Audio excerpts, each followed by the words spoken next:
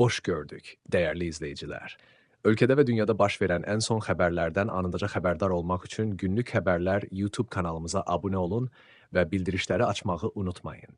Azərbaycanda aprelin 17-sinə gözlənilən hava şəraiti açıqlanıb. Bu barədə Milli Hidrometeorologiya Xidməti məlumat yayıb. Bildirilib ki, Bakıda və Abşeron yarımadasında hava şəraitinin dəyişkən buludlu olacağı, arabir tutulacağı, əsasən yağmursuz keçəcəyi gözlənilir. Mülayim cənub-qərb küləyi əsəcək.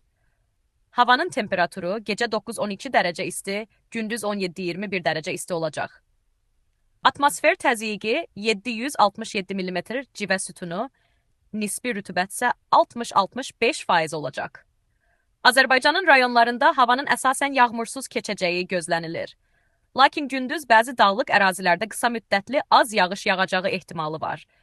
Bəzi yerlərdə arabir duman olacaq. Mülayim şərq küləyi əsəcək. Havanın temperaturu gecə 6-9 dərəcə isti, gündüz 17-22 dərəcə isti, dağlarda gecə 3-8 dərəcə şaxta, gündüz 5-10 dərəcə isti olacaq.